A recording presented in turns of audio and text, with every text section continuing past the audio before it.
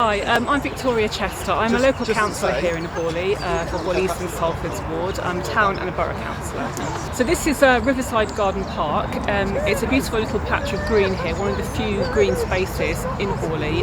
It's very popular with residents. It's really good for nature walks. It was a real haven during the pandemic. As you can hear, it's already very close to high levels of traffic, and you can hear the airport noise very clearly. The expansion will cut off a large tranche of the park and remove the tree line protecting the park from the noise of the road. So it's going to massively impact on this area, which is very precious to Horley residents. Yeah, and obviously tomorrow we're expecting the decision on Gatwick's Northern Runway plans. Last night we heard Heidi Alexander's comments, which sort of signalled that it looks like they're going to be giving the green light to the plans. What are your thoughts on what she said? I just find it highly disrespectful that politicians of her supposed calibre use terms like eco-warrior to describe people who are basically trying to take into consideration the results of the work by such organisations as the Climate Change Committee. People who are trying to take into consideration the concerns of local people as well as the wider concerns of climate change. I think using terminology like that is not only disingenuous, it's actually irresponsible. It's stoking up that divisive approach that people have, green versus economy, which is total nonsense, as she well knows. Green economies are the way forward. Focusing on economies that are primarily around fossil fuels is a dead end. And there's plenty of jobs and growth to be found through a raft of green and sustainable based economies and industries, and to talk about eco-warriors at a time when we should be focusing desperately on how we can make things better here climate-wise, it's just, it's disgraceful, I think.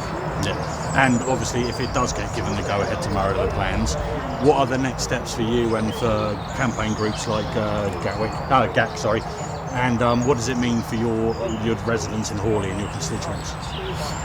Well, the next steps will be to obviously read what the Planning Inspectorate says, depending on what conditions they put in place. We will then consider our next steps, one of which may be to challenge it further through the courts. This is something that we have been working on and fighting against for a long time, and we're not going to give up easily. My main concern as a resident of Horley is that the people here have been hoodwinked into thinking this is a good thing.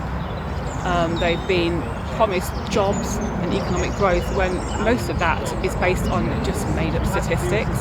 They're going to see an awful lot of negative impact here locally in the short and longer term, and the benefits that are promised really aren't going to materialise. So I feel it's my role, and it's my part of my role here as a local councillor to make people aware of that, the truth of the fact, and stand up for their rights.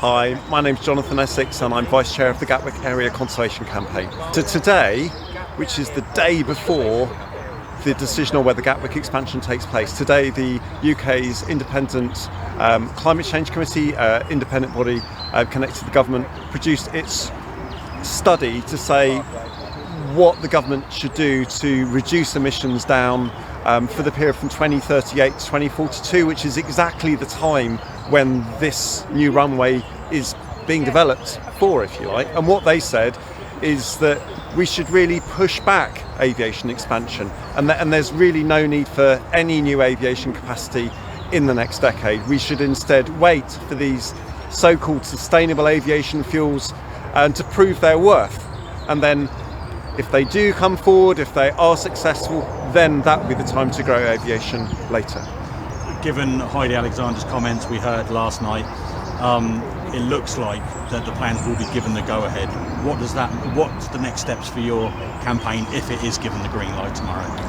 Well, if that political decision is dangerous and irresponsible in the way that Heidi Alexander was suggesting it might be yesterday, then I really think we should take a hard look at the decision, and Heidi Alexander should expect a legal challenge or two coming her way.